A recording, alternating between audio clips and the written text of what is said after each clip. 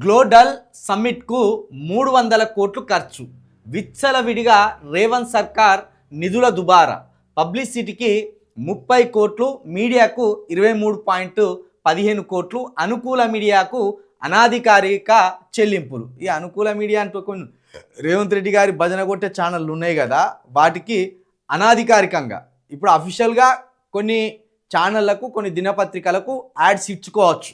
ఏదైనా ప్రోగ్రాం ప్రభుత్వం చేస్తే ఆ కార్యక్రమానికి సంబంధించి దినపత్రికలకు కావచ్చు, లేకపోతే శాటిలైట్ ఛానల్స్ కావచ్చు, అధికారికంగా యాడ్స్ రూపంలో లేకపోతే ప్రచార కార్యక్రమాల రూపంలో ప్రభుత్వం కొంత డబ్బుని చెల్లించవచ్చు.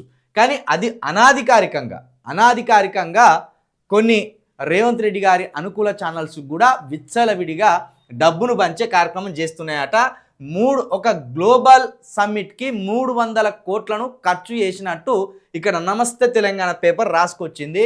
మరి 300 కోట్లు ఖర్చు చేసి ఎన్ని వేల కోట్లను ఈ తెలంగాణలో పెట్టుబడి పెట్టడానికి అదే వ్యాపారవేత్తలను ఆకర్షిస్తున్నారనేది కూడా చెప్పాలి. ఎందుకంటే గ్లోబల్ సమ్మిట్ మీద 300 కోట్లు నీళ్ళలో పోసింది. 300 కోట్లను ఏదో ప్రైవేట్ కార్యక్రమం పోవాలి, పెట్టుబడిదారులతోటి ఆ ఒప్పందాలు కుదుర్చుకోవాలి, ఆ పెట్టుబడి తీసుకురావాలి, తెలంగాణలో పెట్టాలి.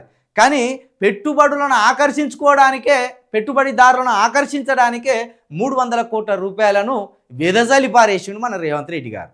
మరి 300 కోట్ల రూపాయలను ఖర్చు చేసినప్పుడు మరి 30,000 కోట్ల రూపాయలైనా ఈ తెలంగాణ కోసము పెట్టుబడి పెట్టేలా పారిశ్రామికవేత్తలను ఆకర్షించిందా లేదా అనేది ఇక తెలుస్తుంది.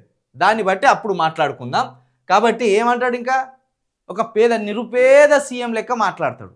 ఏం లేదు, కాలి కుండలు, ₹1 లేదు, ఉద్యోగస్తులకు జీతాలు పెంచలేను, తులం బంగారం ఇయ్యలేను, 4,000 పింఛన్ ఇయ్యలేను, ఇగో మందకృష్ణ అన్న లేకపోతే ఆర్ కృష్ణ అన్న మీ చేతిలో ఖజానా పెడతా, మీరే ఎవరెవరికి ఎట్లా పంచాలో మీరే చెప్పుర్రి అని దీనమైన మాట్లాడతాడు. కానీ తీర జుత్తి ఎట్టున్నది, మొత్తం పుట్నాలు లెక్కనే బుక్కి పారేస్తాడు తెలంగాణ ఖజానాను. చూద్దాం 300 కోట్లు ఖర్చు పెట్టి మరి ఒక 1000 కోట్లన్న తీసుకెళ్తారా చూద్దాం.